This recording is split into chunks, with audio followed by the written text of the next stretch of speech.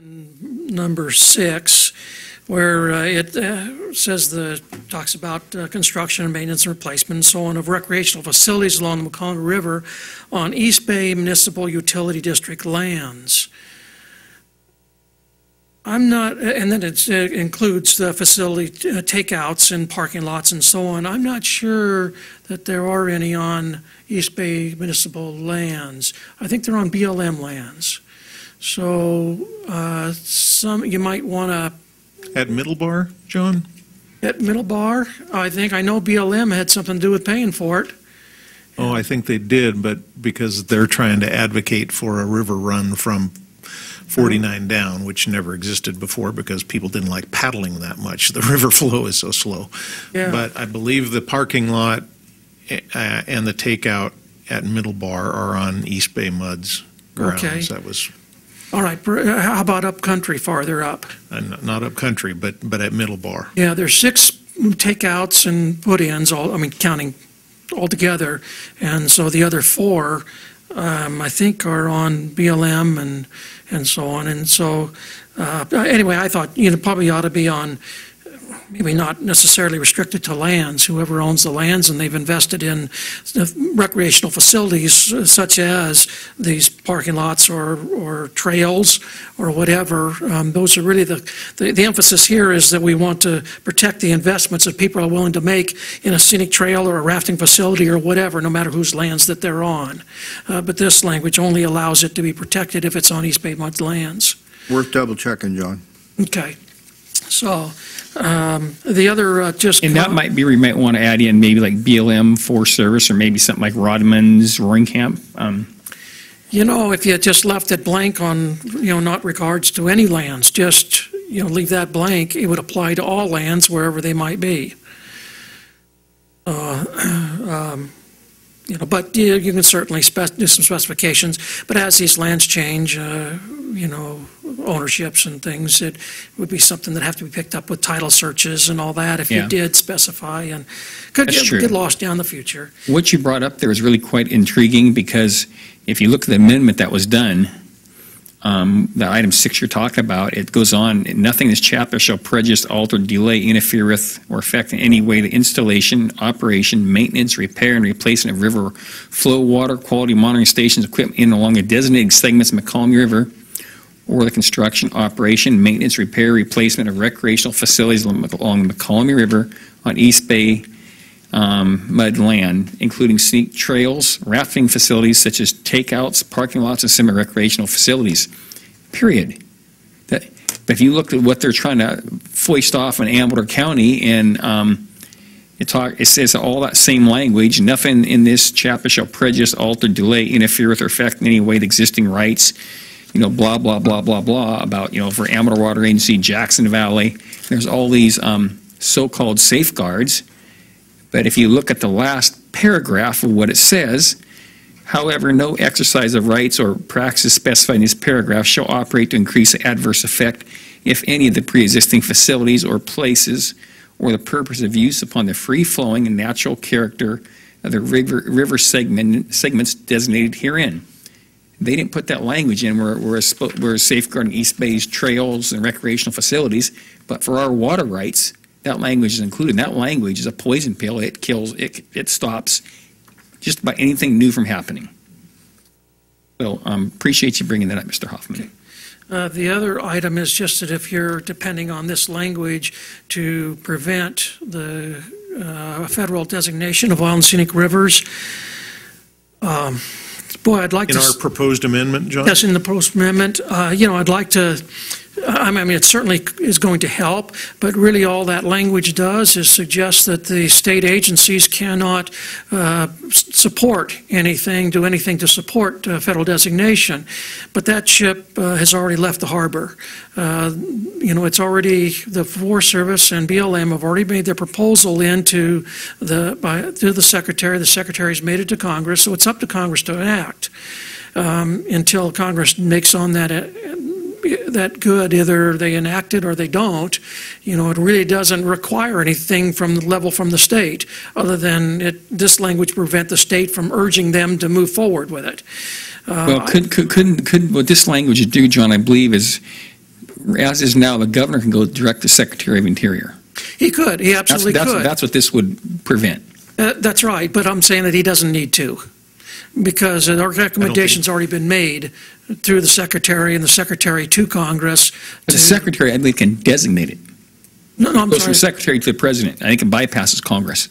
No, well, if the governor, yes, if the governor, I believe, I'd have to go back through and check it, but I believe if the governor requests it, the Yes. Secretary can make that designation. Yes. But, John, that's why I made the statements to Miss Evan. Again, I'm sorry she left. I don't want to speak behind someone's back, but that's why I made the statements to her that, that's what we're concerned about, is someone going around all of the obstacles. And Our it doesn't take representatives. much for individuals to go to Washington and advocate with legislators. And just like in Sacramento, if you have the right political environment, things can happen. That's right. That's right. And I guess my comment here would be that, yes, it does prevent that kind of the thing from occurring. But I would probably suggest that if this language is passed and the bill is signed into law, that you very quickly submit legislation through your representatives to request that the Congress release the Wild and Scenic River designation from federal consideration in the future. Otherwise, it's going to continue to be treated as though it was wild and scenic. That's the rules of the federal. If it's under consideration, it must be treated as though nothing can harm it from being considered in the future. Is that just upon being declared eligible? Because that's my understanding of those studies, was that Yes. the Forest Service and BLM declared them eligible. That's right. And John, can you comment, and I've seen this written in a few places, and frankly, I haven't had time to research this little caveat, but that the Forest Service, when they did their study, declared 12 miles upstream of Salt Springs Reservoir as eligible for wild and scenics? Yes, they did. It was the Stanislaus National Forest that Was their took that study. report or their? It was their study. El Dorado took below Salt Springs. The Stanislaus took above it. I do have that report. Okay. Well, the Conservancy continues to point out, to say, the statewide study that is called for in the Public Resource Code 5093 is not necessary, and even the Natural Resources Subcommittee stated that, because a federal study has already been conducted and declared that. But they failed to mention that 12 miles of the federal study was above Salt Springs Reservoir, which, like I pointed out earlier, is in the wilderness already. Yes, that's correct. Yes, and that was done by the Stanislaus National Forest. And That's it. In their newsletter, they say that, talk about the provision in law, and that their Office of the Legislative Counsel issued an opinion in 1999 that no such study is required. But then they say, in the case of the Montgomery, a state study would simply be a waste of scarce public funds, since the U.S. Forest Service and BLM have already conducted comprehensive studies of the river. So they're not exactly being I want to use my language here carefully. They're not exactly being open in what they're saying there, because they're being very broad. And what that does is it tends to mislead people, like saying that the county's needs have been addressed about protecting the river, where they have clearly not been addressed. And that's how they get people to sign on the little line that say, I support wild and scenic designation. well, yes, and also the Forest Service did not recommend the part that would have been affected by the Devil's Nose. They did not recommend that to be part of a wild and scenic. Under this bill, it is recommended to be wild and scenic. And now, those that would argue that it was considered, saying that, well, yeah, it was rejected only because of the potential designation or consideration of a dam at Devil's Nose. Had that project not been proposed at that time, perhaps something else would have been under consideration. But at the time, the Forest Service looked and said, well, there's no further consideration needed here because it's under, it might potentially be underwater from a dam, and therefore we're not going to recommend that. So the study was never comprehensive in that area. So yeah, I think that a study would be benefited, and we would not be going through all of this on a rushed basis, trying to cover what a study would cover, in my view, this legislation just simply said, Mr. Secretary of the Resources, please study this river and make a recommendation to the legislature as to whether it ought to be included in the Wild and Scenic Rivers designation. We would be taking our time to get this done and get it done correctly. Right. That's the reason why they went down to Oakland and Berkeley and got those people down there to do this, because they knew if they went up here it would take time, and we would have comments from all the people and all the water agencies on both sides of the river. And they have failed to get the people on both sides of the river, the property right owners on both sides of the river, to sit down and agree on something. They have failed to do that. That is why they took it to Oakland and Berkeley. And that is the only reason why, as you heard this board and other people say, to backdoor it. And interesting that they were talking to Supervisor Novelli about holding a workshop at the same time that they were shopping the bill with Senator Hancock. Well, those are the things that I wanted to point out to you to make sure that it was not overlooked in your consideration. We appreciate that, John. But thank you so much for your consideration. Thank you very much. Thank you for being here, Mr. So worth Hoffman. pointing out that when they shopped the support for both this bill and the Wild and Scenic Act before the Calaveras Board of Supervisors, they didn't put the bill or the act in the Calaveras Board of Supervisors packets. I think they lived up to the notion that we've got to pass the resolution to find out what's in it very well. All right, Nancy. Ms. Curtis? I have one more request. Due to the fact that the 1986 amendments to the Wild and Scenic Act were put in after the 1982 ones, if you guys could go through the archives and pull the analysis of why they had to change and put that requirement in for a study to be done by the Secretary before they did any more wild and scenic rivers. I think it might give you some information to get the bill analysis of why they needed to put that amendment in. And you can't get it on the web because it's past the 90s. It's back in the archives. But I think it would be very helpful and give us all some information of why there was put in another amendment to make sure there was a study, and the bill itself is in conflict with itself somehow, because an Attorney General's opinion is a political opinion as well. It has never gone through court. Thank you. Thank you, Sharon. Mr. Nielsen. Terry Nielsen, Pine Grove again. This is my personal opinion. I think the reason we're seeing this being jammed down our throats and a backdoor taken is because we have a drought. We have possible climate change predictions going on, and they were afraid that these people were going to find out what kind of condition we're in a couple of years, and they had to move. I think they did not want people to realize that what effect this drought's going to take. I think they were under the gun to do something before people became aware of this. Thank you. Thank you, Terry. All right, we're going to... Edwin. Ed. Not yet, huh? Ed Gonzalez, Jackson Valley Irrigation District. I'm here as a citizen. I'm not representing JVID, right? But do any of you believe that this thing is not going to go to a vote? Do you actually think that this thing isn't going to move forward, with or without your blessing? Oh, I think it's going forward one way or another. It's just a matter of it's going to the floor. It's going to be voted on. Right. Yeah. Well, it's just a matter of if we can get some amendments in that may help us. What I'm saying is that this is our chance. the amendments.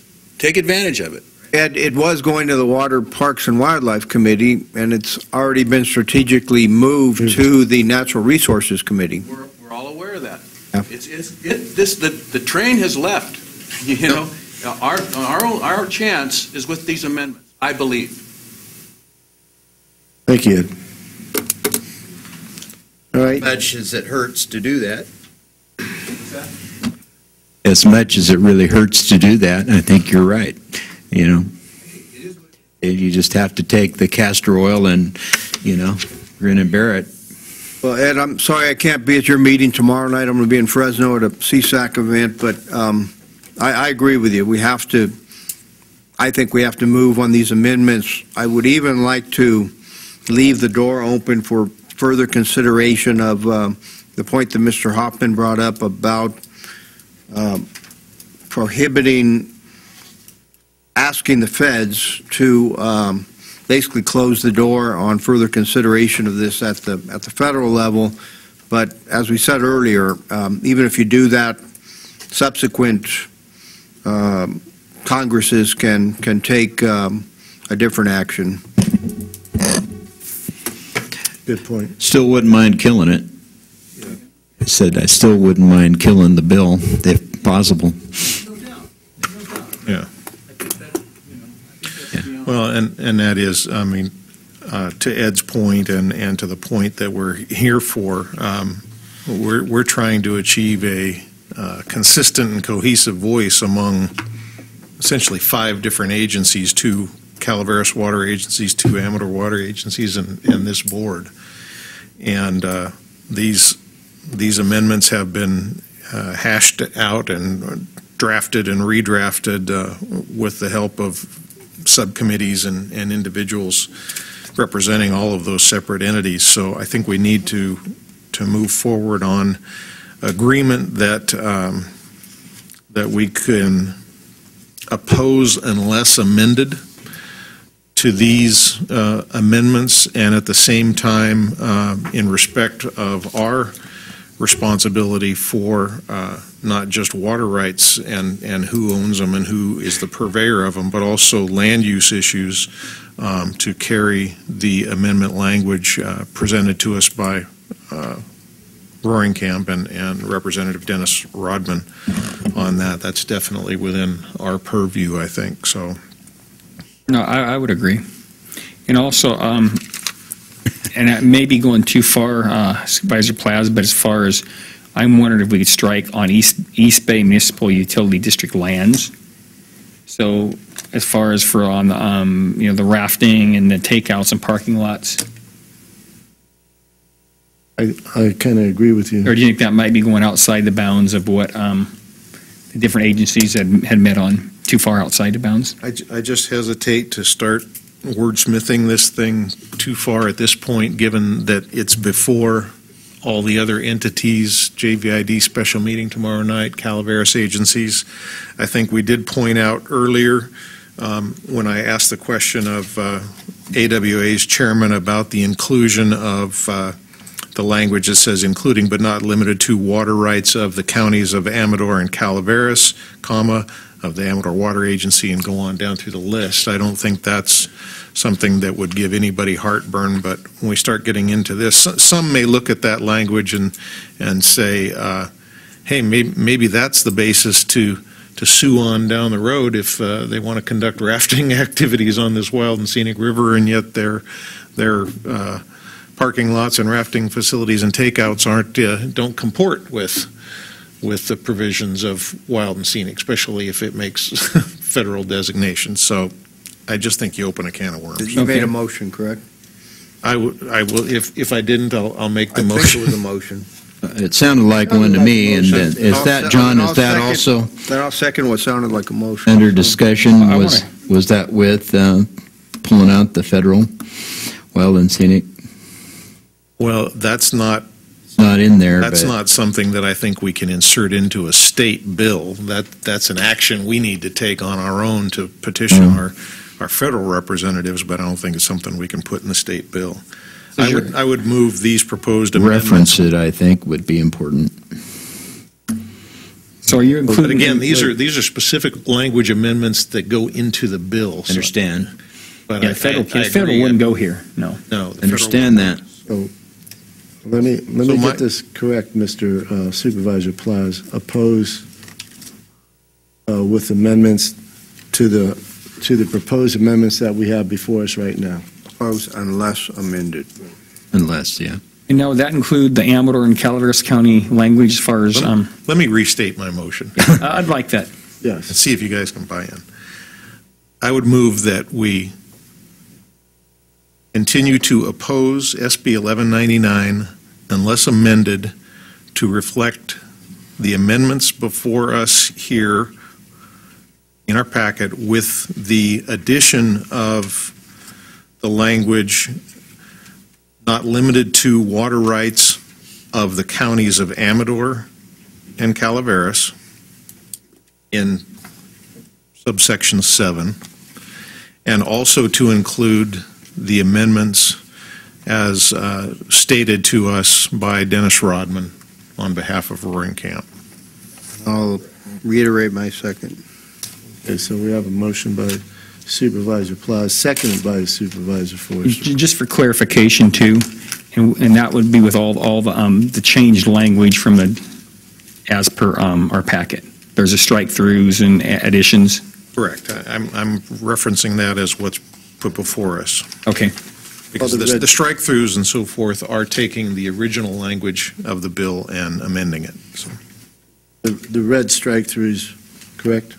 correct. So we're voting on the amended language with your amendments to it then?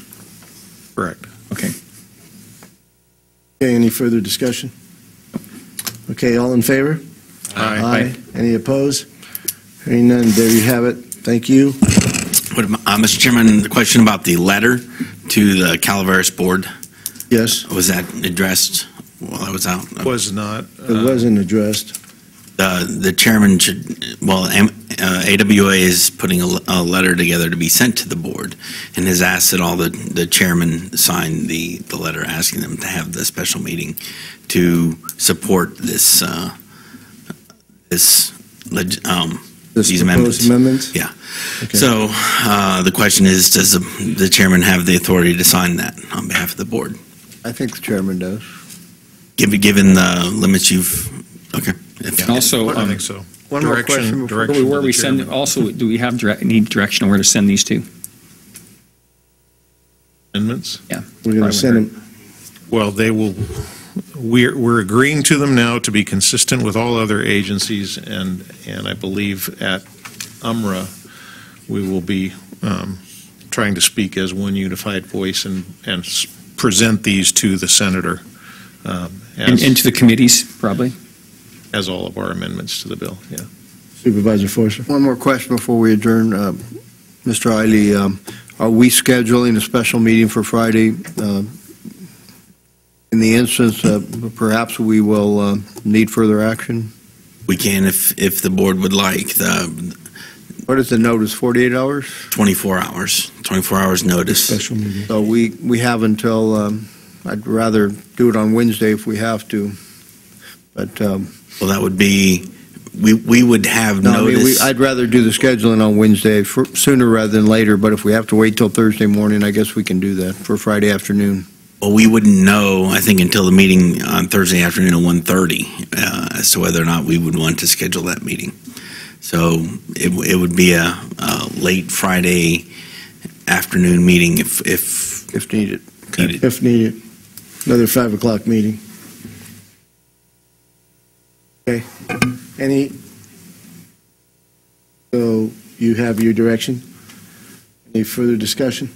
Supervisors? Hearing none? Thank you all for attending. Thank you all for being Appreciate here. the support. Meeting is adjourned. We appreciate all your support. Thank you. Thank you for your support.